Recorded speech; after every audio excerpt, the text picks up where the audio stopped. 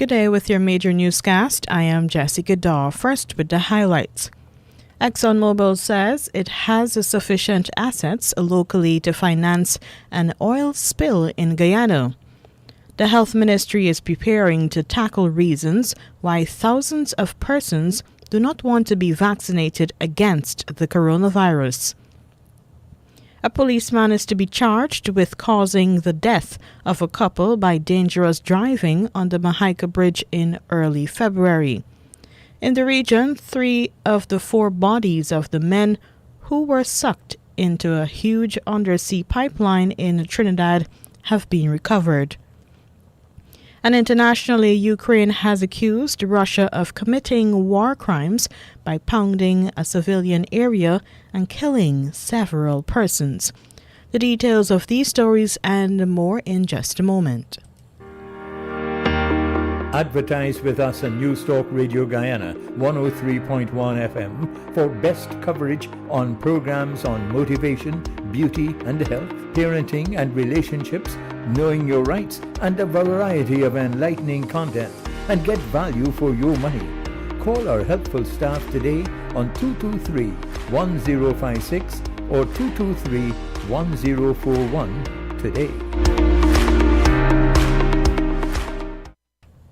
Now for the news in detail. Exxon Mobil is assuring Guyanese that it has sufficient insurance and assets should there be an oil spill.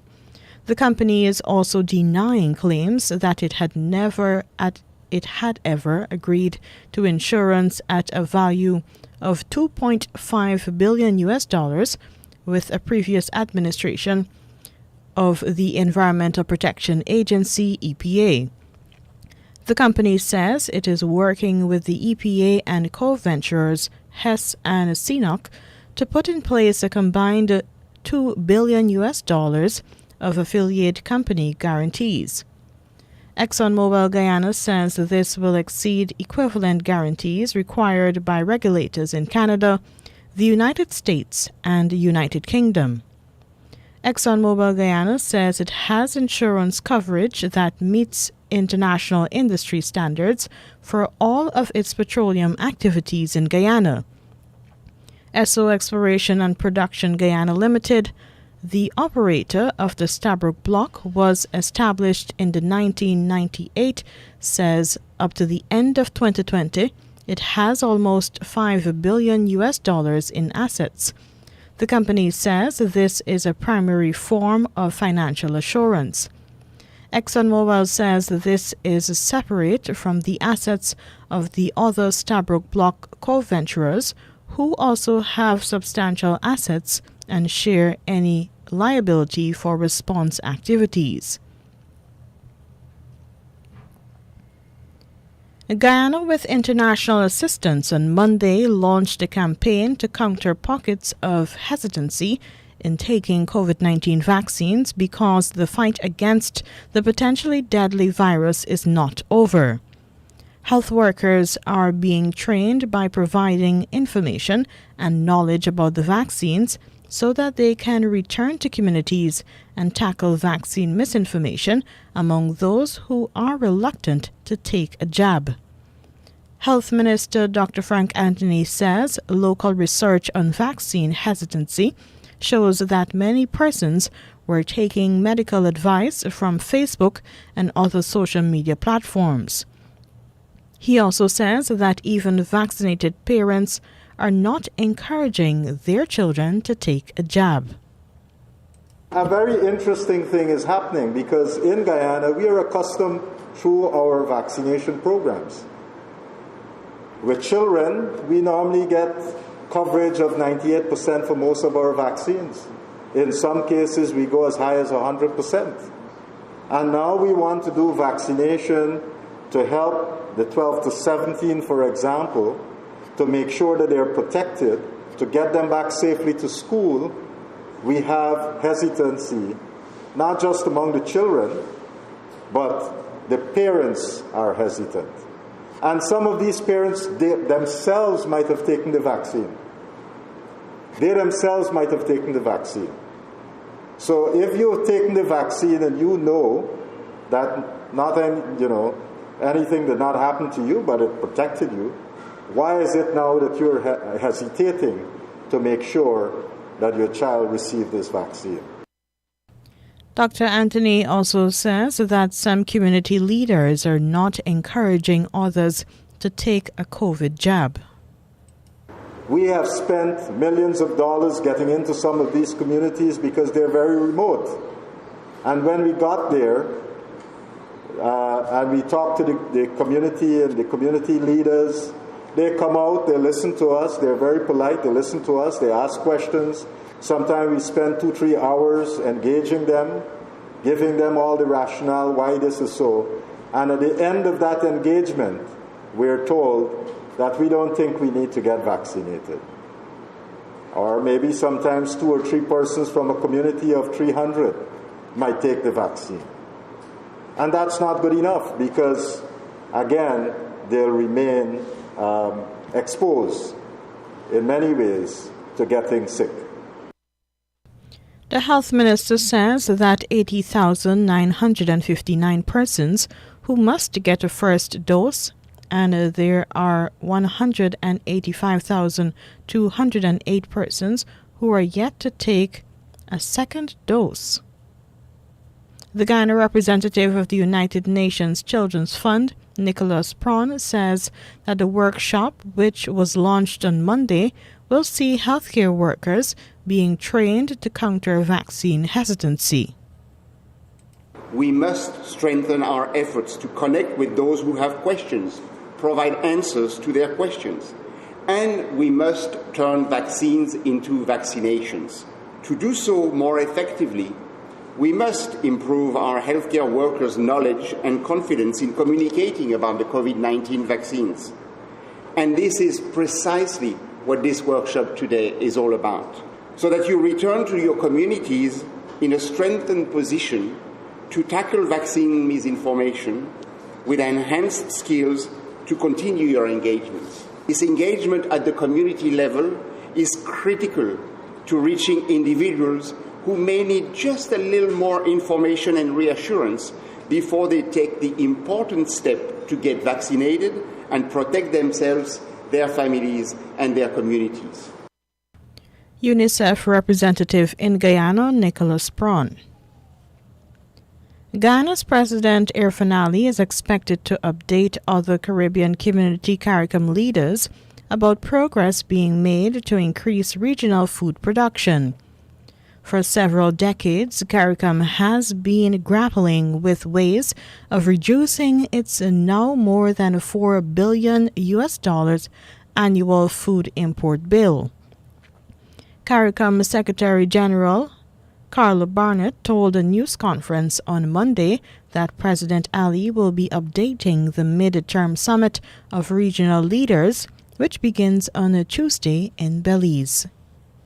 We're talking about planting more in food in environmentally sustainable ways. The government of Guyana, in particular, His Excellency President Ali, is leading the charge there. There's some interesting and important undertakings that he has made in terms of investing in things like protected agriculture, targeting the particular food items that we import on a regular basis, and making investments in producing those. So those are the things that we're going to be expecting him to be reporting on. The Guyana government and the local private sector have teamed up to produce corn and soya in an effort to reduce foreign exchange and satisfy local demand. A civilian is alleging that he has been beaten and threatened by police during a traffic stop. The man, named Christopher Crichton of Bartica, has released a video on Facebook showing what appears to be part of an account of what transpired. In the video, a man is heard threatening to murder someone.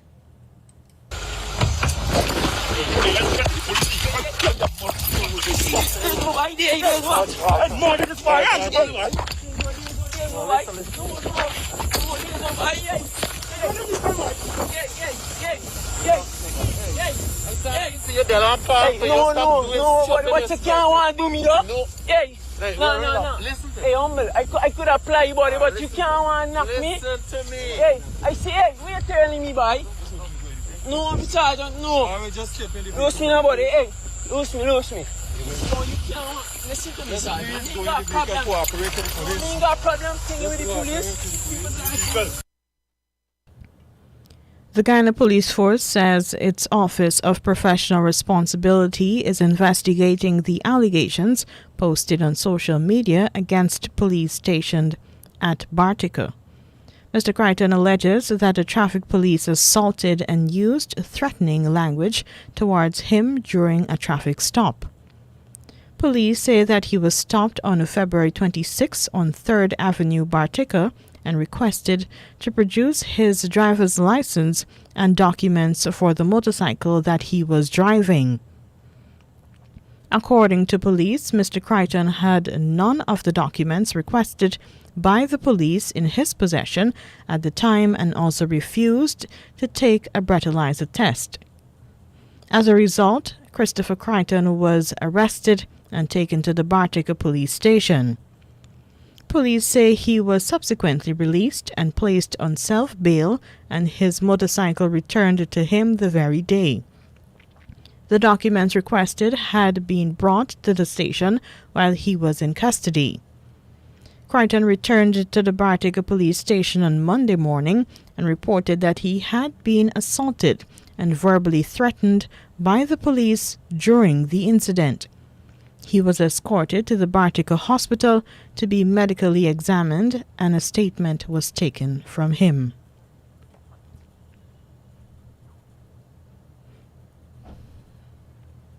The Director of Public Prosecutions, DPP, has recommended that a policeman be charged with causing the death of a man and his girlfriend by dangerous driving.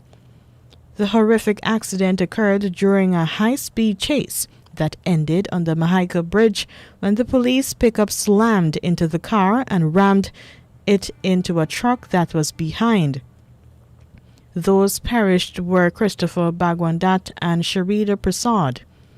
The DPP has ordered that Constable Lawrence Carmichael be charged with indictment, which means that a magistrate will conduct a preliminary inquiry to determine if there is sufficient evidence for him to face trial by a High Court judge and jury.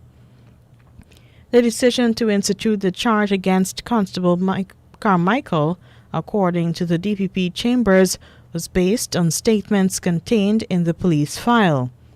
The DPP has also recommended that further investigations be conducted before the charge is instituted. A technician has been electrocuted while conducting maintenance work in Amelia's ward, Linden.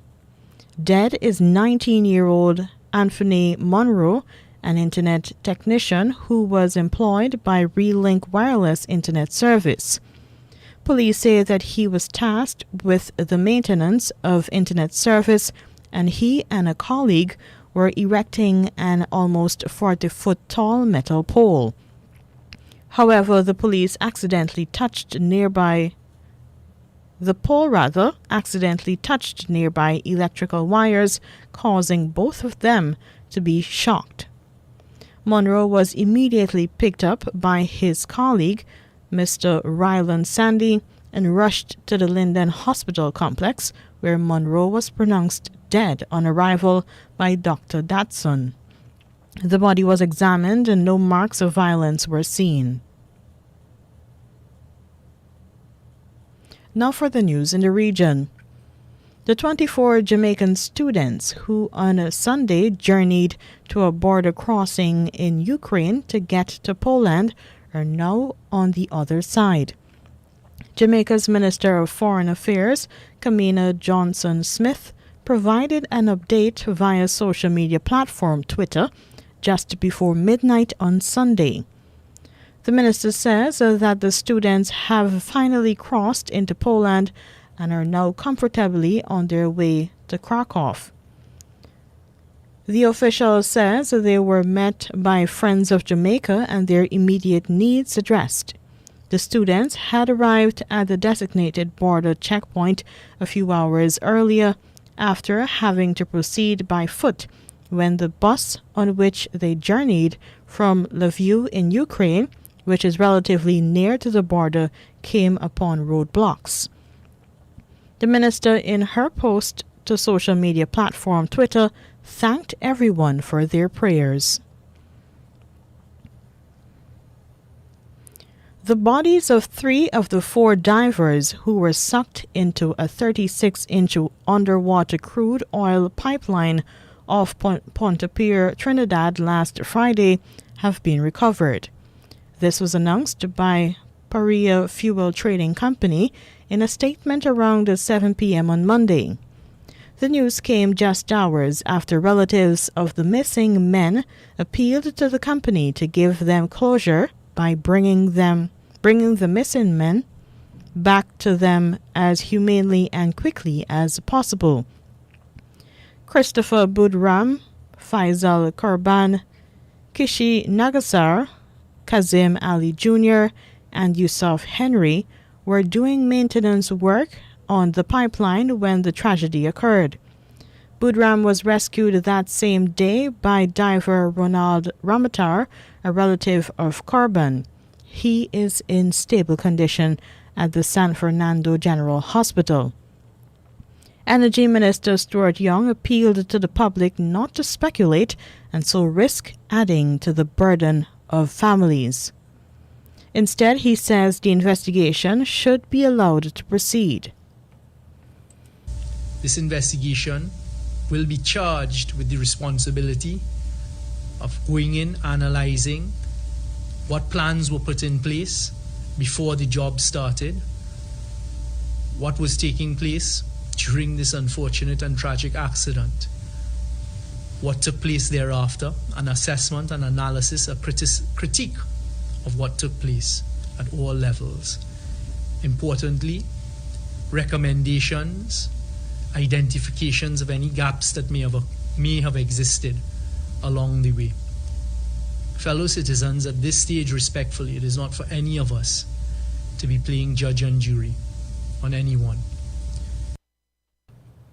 The Trinidad and Tobago Energy Minister says he has asked BP, TT, and Shell for personnel to be on the investigating committee, which will most likely be chaired by one of his ministry's permanent secretaries.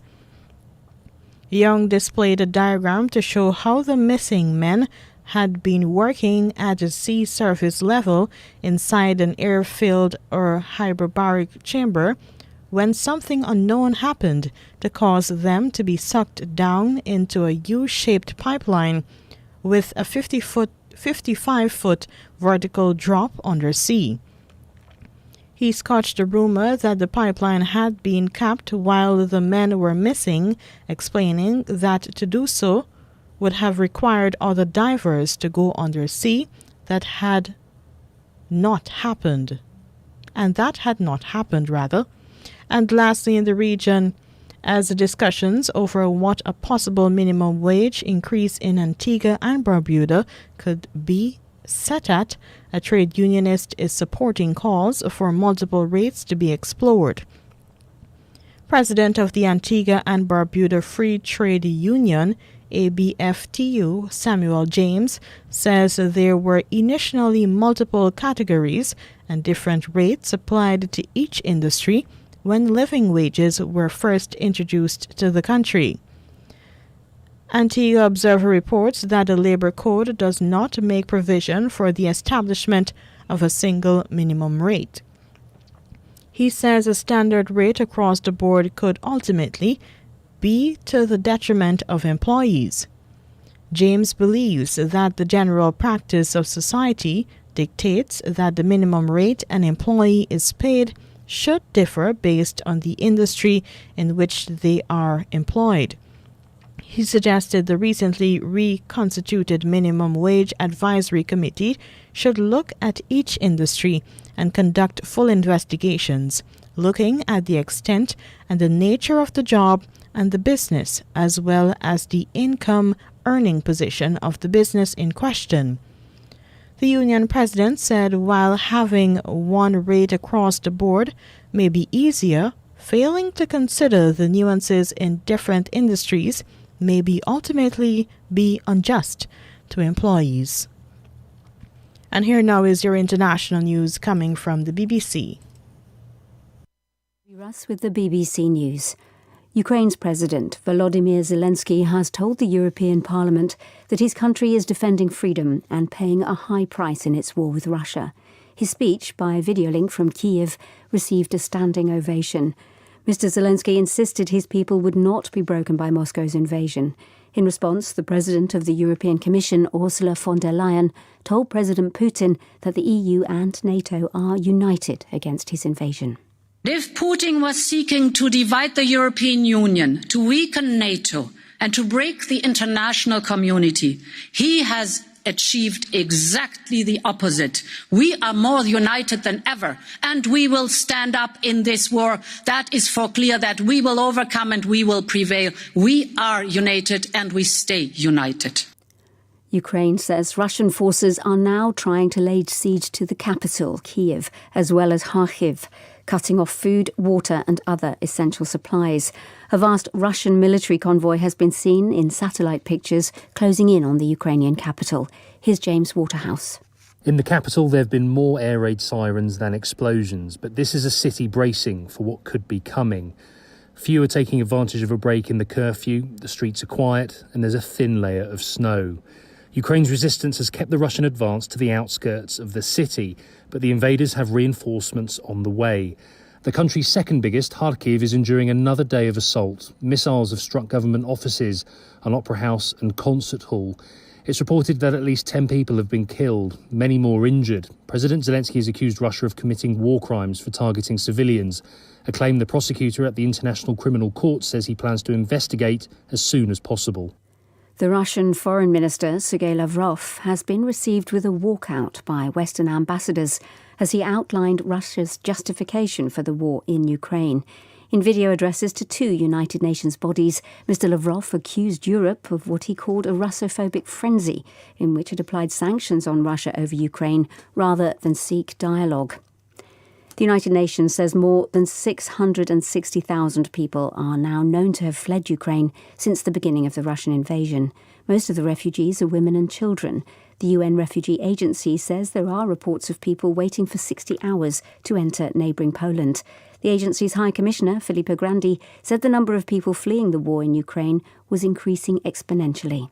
It is likely that if the military offensive continues and urban centres are hit one after the other, that we will see more and more people with less resources, with less connections, more vulnerable in every respect. And that is really what worries us more.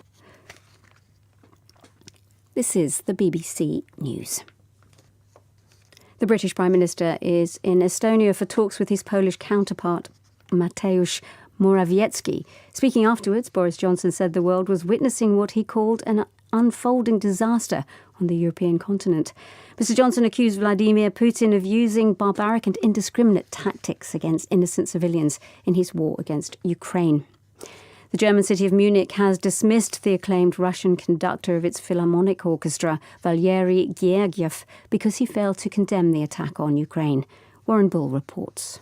Valery Gergiev has not publicly commented on Russia's invasion of Ukraine, but he's known to have had close relations with Vladimir Putin in the past. He supported the Russian president over his annexation of Crimea from Ukraine in 2014, and 2 years later led a concert in the ruins of Palmyra in Syria to celebrate its Russian-led recapture from the Islamic State group. The mayor of Munich, Dieter Reiter, said he'd asked the composer to clearly distance himself from what he called the brutal war of aggression being waged by President Putin in Ukraine. When Gergiev didn't respond, the mayor moved to sack him. Ethiopia says it's planning to repatriate 100,000 of its nationals who are being held in prisons and detention centres in Saudi Arabia, where they say conditions are dire. Many of them are accused of entering the country illegally or lacking documents to work there. Some of the detainees have told the BBC that they were without food, clean water or any health care. A court in Bangladesh has ordered the government to shut down all the illegal brick kilns in the capital city Dhaka and 4 other surrounding districts in 15 days. An environment group had filed a complaint saying that more than 300 brick kilns were operating in and around the capital and creating pollution in defiance of an earlier court order. That's the latest BBC News. And that was your international news. Here now is a recap of the highlights. Exxon Mobil says it has sufficient assets locally to finance an oil spill in Guyana. The Health Ministry is preparing to tackle reasons why thousands of persons do not want to be vaccinated against the coronavirus. A policeman is to be charged with causing the death of a couple by dangerous driving on the Jamaica Bridge in early February. In the region, 3 of the 4 bodies of the men who were sucked into a huge undersea pipeline in Trinidad have been recovered. And internationally, Ukraine has accused Russia of committing war crimes by pounding a civilian area and killing several persons. And that was your international news. That was your major newscast, rather. I am Jessica Daw.